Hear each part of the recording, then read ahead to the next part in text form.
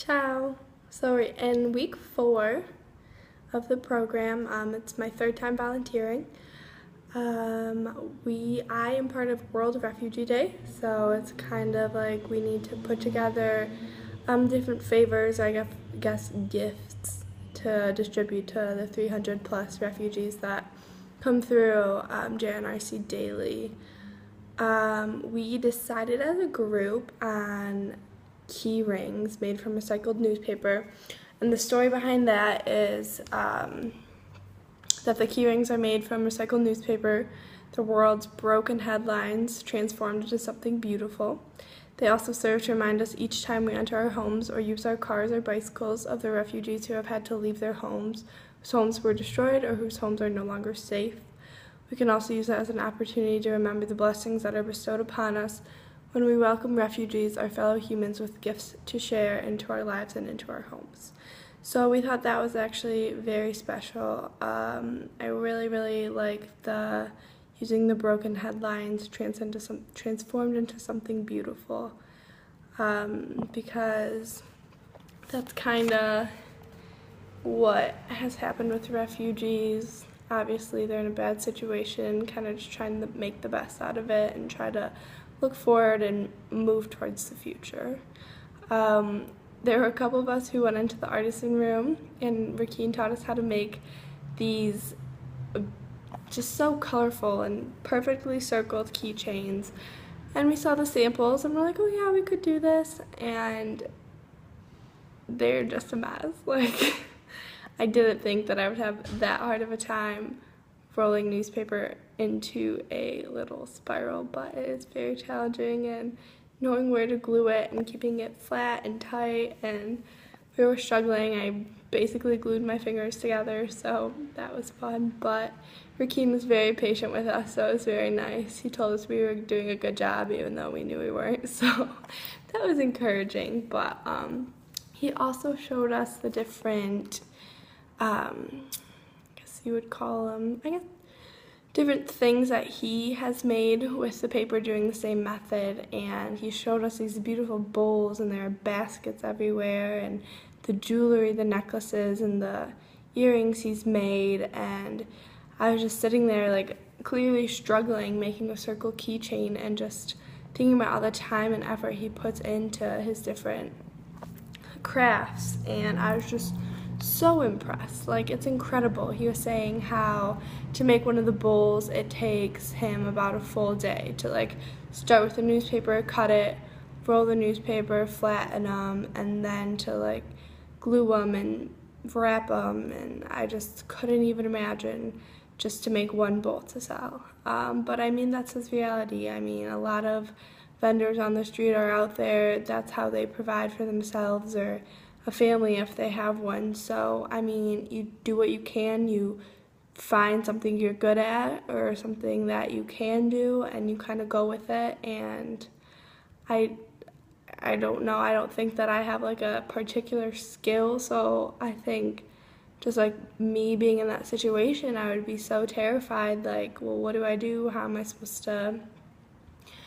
make an income and provide for myself if I can't speak the language, or no one takes me seriously, or no one respects me? So it was a little more eye-opening, just because you have all these wonderfully talented people and intelligent people, and they're making the craftsmanship, and these bowls are just beautiful, and like the jewelry, and it's like, that is so awesome and it's so great, but they just have so much to offer. So it's just a little conflicting, but I mean, I think that Rakeen really does enjoy doing the crafts. I'm sure it's so therapeutic. Like, I know I enjoy crafting just to kind of distract yourself and distract your mind. So I'm glad that he has that, and he is very talented at it. Unfortunately, we were not, and I think we are going to change the gift and just make gift bags, and try to get donations as far as t-shirts, toothpaste, toothbrush, deodorant, things like that. Another thing that we did this week was fast for a day, just to kind of experience what it's like to kind of be hungry. A lot of these refugees don't really know when their next meal is.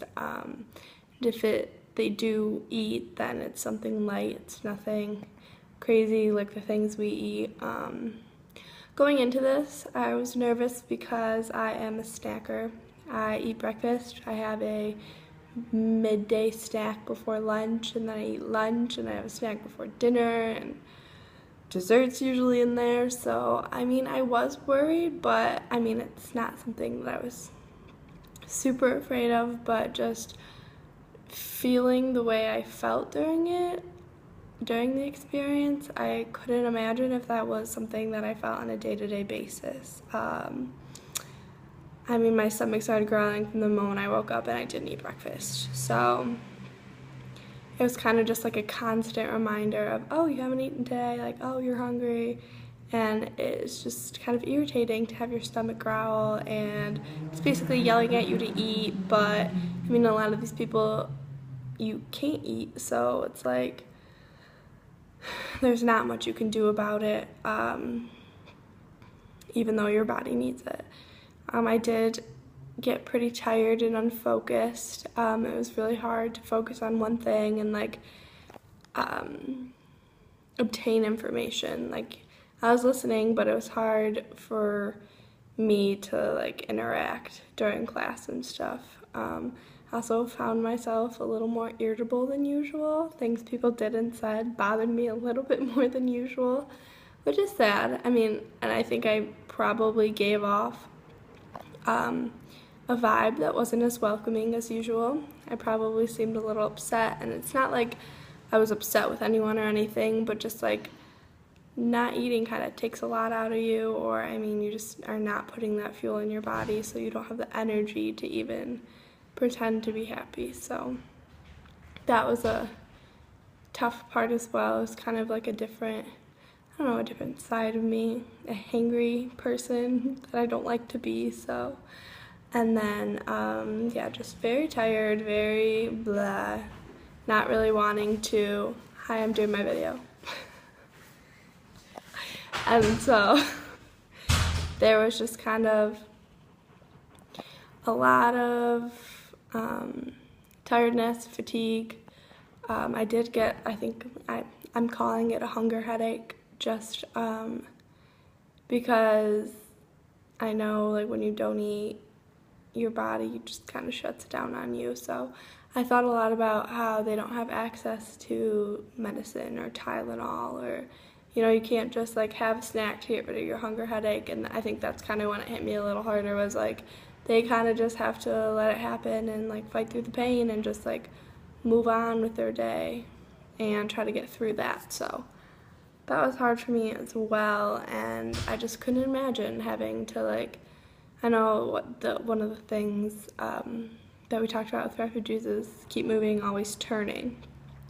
So I couldn't imagine waking up feeling the way I felt, just being so tired and having no energy in my body, and having to get up and walk around and go to the centers and like have a snack. And we talked about earlier like the homelessness, how they don't want to give up their spot if it's like a covered area, or if it's